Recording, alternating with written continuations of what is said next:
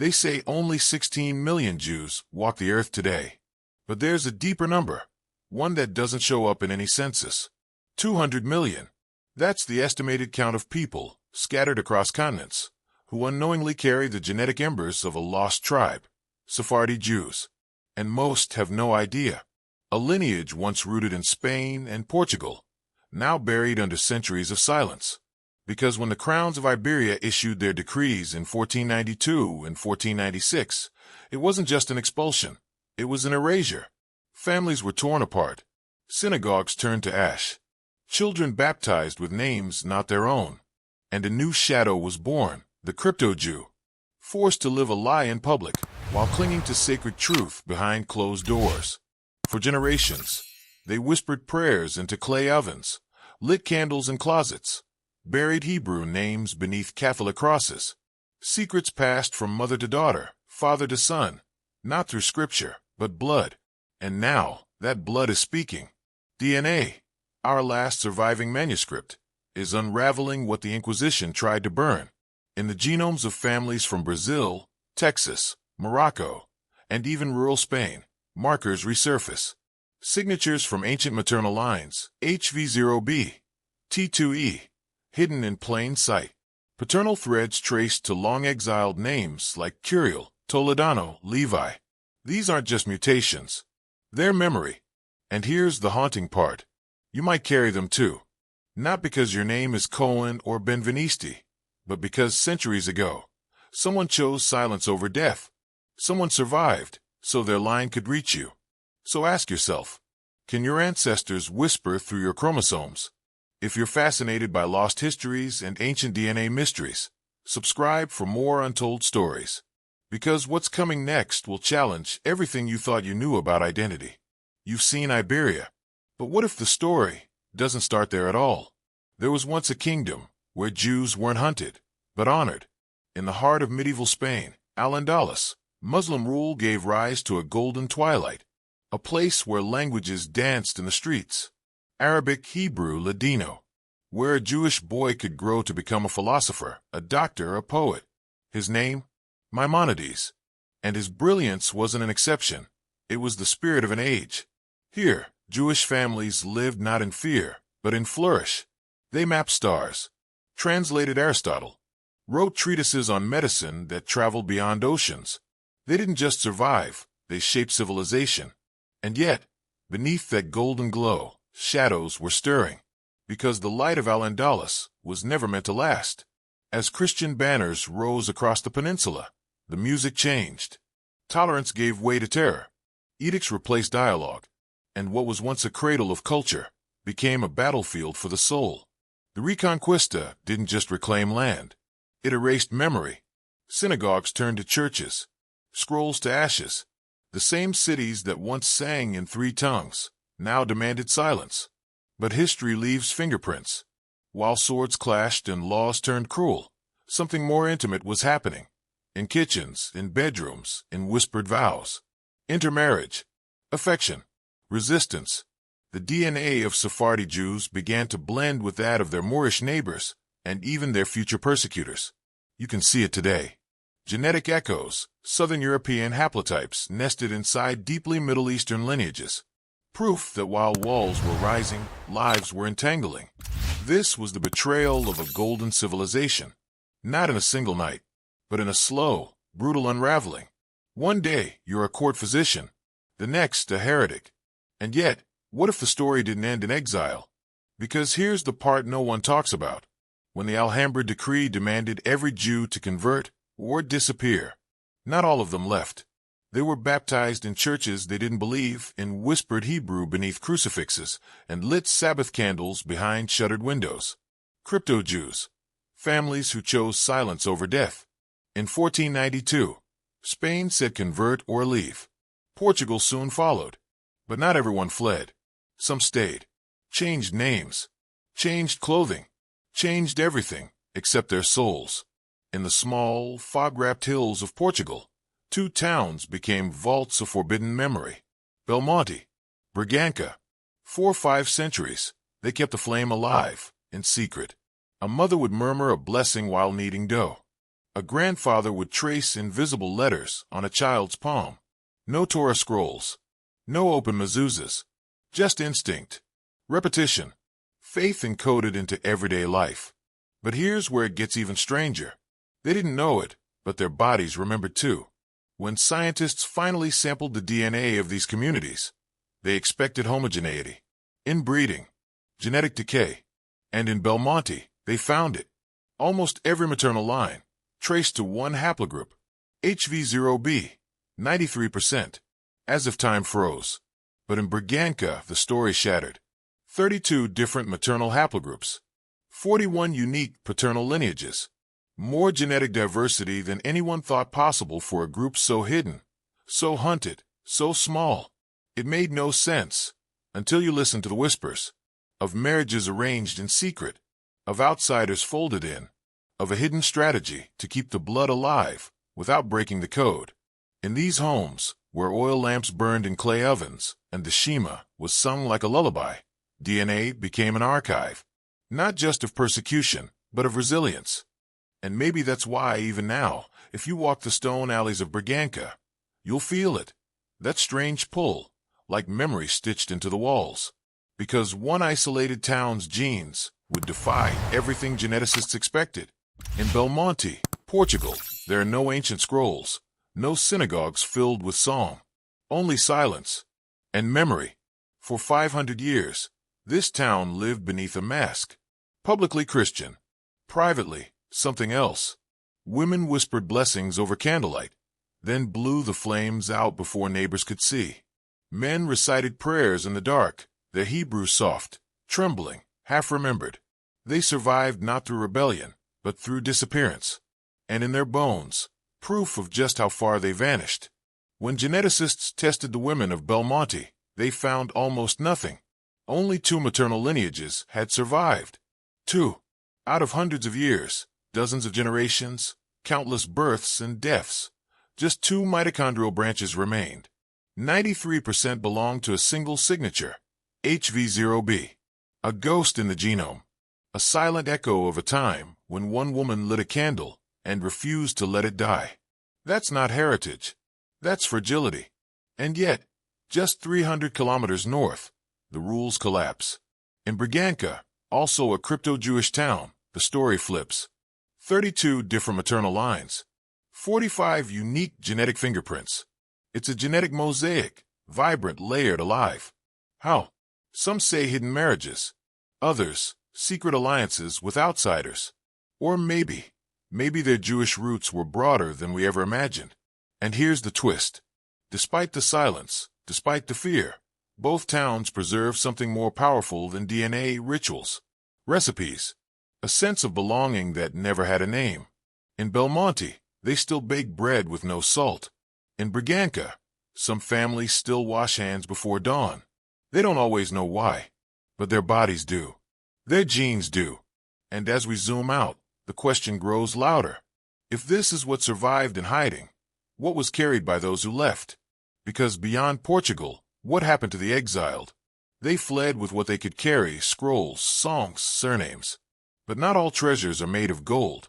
When the Iberian expulsion tore through Spain and Portugal, the Ottoman Empire opened its gates. Let the king of Spain impoverish himself, the Sultan is said to have declared, and enrich us.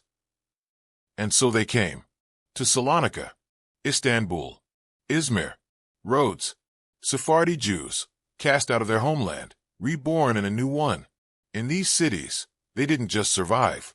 They sang. In Ladino, Judeo-Spanish lullabies echoing through cobbled alleys. Recipes passed down without measurement, just memory. Weddings where ketubahs shimmered in candlelight, and the Torah returned to center stage. But beneath the culture, something deeper was anchoring them. Their DNA. One mitochondrial marker in particular, T2E. Not just a haplogroup, a signature, a Sephardic fingerprint. From the Jewish quarters of Istanbul to the old stone streets of Sofia, from the synagogues of Thessaloniki to a grandmother's kitchen in Izmir, women carried T2E across generations. Silent, unseen, yet unmistakable. And then, across an ocean, it resurfaced. in the DNA of a Mexican family lighting Shabbat candles in secret, in a woman in Texas tracing her ancestry and finding not just Spanish roots, but something older, stranger, something that didn't quite fit until it did. T2E, the same exact maternal motif. How? Not through ships or maps, but through exile, through trade, through forbidden names whispered in the dark. The Ottoman haven had become more than a refuge. It became a genetic way station, a bridge between old world and new, between spoken memory and inherited code. And yet, even this was just one chapter, because while some found sanctuary under minarets and domes, and across the Atlantic, another secret legacy awaited. They weren't supposed to be there. Not in Veracruz, not in Sao Paulo, not in the hills of northern Mexico or the ranches of South Texas. The Spanish crown had made it clear, no Jews in the New World. And yet they came. Conversos, new Christians, crypto-Jews, whatever names they wore, they carried something far older, a truth hidden in silence, a faith practiced in shadows. They arrived as settlers, merchants, sailors. Some followed sugar, others silver, all of them fleeing something. But they didn't leave everything behind. In kitchens across Latin America, families lit candles on Friday nights. No explanation, just tradition. Some wouldn't eat pork, even though no one remembered why. And daughters were given names like Esther or Ruth, tucked discreetly between Catholic saints. For generations, it was just a feeling, a quiet pull, an ache for something they couldn't name, until DNA said it aloud. Modern studies now show that nearly 23% of Latin Americans, millions, carry traces of Sephardic ancestry, not as myth, as code. In the strands of their chromosomes, a hidden exile is written. T2E, HV0B, J2, haplogroups that don't just point to Europe, but to the synagogues of Toledo, the whispers of Briganka, the kitchens of Istanbul, markers that stretch back through fire, flight, and forbidden names. In Mexico, a woman opens her ancestry report and sees Levantine written across her genome. In Brazil, a man uncovers the surname of his great-grandmother, Curiel, and finds it in Sephardic archives he never knew existed. In Texas, families gather on Friday nights for a meal, unaware they're echoing centuries of survival. It's not a revival, it's a return. But as the past comes into focus, so does a strange contradiction. Because for all the Sephardic signals in the Americas, the Iberian DNA itself is nearly gone. So the question isn't just who survived, but what happens when the Iberian ancestry is barely in the genes? They called it home for over 1,000 years, Spain, Portugal, Sephardi. But the DNA tells a different story. Because when geneticists sequence the ancestry of modern Sephardic Jews, something didn't add up. Centuries of life, love, exile, and persecution on Iberian soil. Yet most carry barely 5% Iberian DNA. 5. Not 50. Not even 15. 5. And the deeper they looked, the stranger it got. The strongest genetic connections weren't to Madrid, Lisbon, or even Seville, but to places thousands of miles east. Anatolia, the Levant, the hills of northern Mesopotamia, Kurdistan. One study compared Sephardic and Kurdish Jews, expecting clear distinction. What they found was indistinguishable. Not just similarity, indistinguishable, as if their separation had never really happened, as if time bent backwards through the blood. J2, T2E, HV0B, haplogroups that trace not to Iberia, but to the ancient heartlands of Israel, Syria, Turkey. DNA that predates the Roman Empire, the Visigoths, the Moorish Golden Age. So what does it mean to call Spain home for 1,000 years and still not belong to its soil? What does it mean to carry inside you the genetic whisper of a land you've never seen? A place with no passport, no photos, only memory, only longing. Sephardim didn't just lose their homeland. They carried the blueprint of another one all along. And maybe that's why, even now, when a Sephardi child hears Hebrew for the first time, it doesn't sound foreign. It sounds familiar, not learned, remembered. But this revelation opens a deeper riddle. If Spain was only a chapter, not the beginning, So, if Iberia wasn't the genetic homeland, where did it all begin? They were scattered by kings, divided by oceans, shaped by exile. And yet, when their DNA is read, it sings the same song. Sephardim in Morocco, Mizrahim in Iraq, Ashkenazim in Poland. Centuries apart, worlds away, but genetically, bound by the same thread. It shows up in their autosomal DNA, across thousands of samples. A shared ancestry. Deep, persistent, undeniable. Y chromosome marker J2. Mitochondrial echoes, HV0b, T2E. The Sephardic signature. You can find it in a family lighting Shabbat candles in Thessaloniki, and another reading Torah in Jerusalem, and another baking pan de huevo in Casablanca. Same prayers, same cadence, different accents, same soul. Across continents, the rituals shift, but the blueprint beneath them doesn't. A synagogue in Izmir, worn with time, still echoes the melody of one in Fez. In Brooklyn, a Mizrahi wedding drum echoes beats from a Kurdish courtyard. In Montevideo, a Ladino lullaby floats above a Sephardic grave. One people, many exiles, a single root. That's the power of shared blood, not just as biology, but as belonging. Because when you peel back the centuries, the wars, the disguises, what remains isn't a map. It's a memory, written in code. And here's the most astonishing part. This genetic unity, this Levantine thread, it was preserved not because they were together, but because they remembered. They remembered who they were, even when the world tried to erase it. But even this thread has its knots, because as scientists traced the patterns, one lineage emerged that didn't fit. A haplogroup so rare, so out of place, it challenged everything we thought we knew. Because while most lineages pointed to ancient Israel, there's one haplogroup that defies the entire narrative. They weren't in the textbooks, or the Torah scrolls, or the family trees etched in stone. And yet there they were. TM70. U2E. Haplogroups so rare, so geographically strange, that even seasoned geneticists paused. These weren't common among Ashkenazim, barely showed up in Mizrahim. And yet, in Sephardic DNA, they pulsed like hidden veins. TM70. Ancient, Near Eastern, nearly invisible in the general population. And U2E. A maternal lineage almost extinct in Europe, yet quietly alive in families who had forgotten the prayers, but still kept Friday sacred. The twist. These markers didn't show up in rabbis, or scholars, or those living proudly as Jews.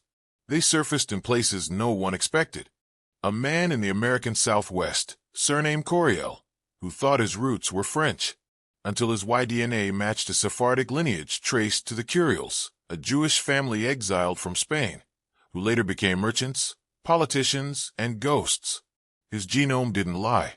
It connected him to the very men who once traded silk and silver in colonial Mexico, men baptized under Catholic names, but born of Jewish mothers. No one had told him this story, but his blood had. In lab reports, the lineage was sterile, just sequences and codes.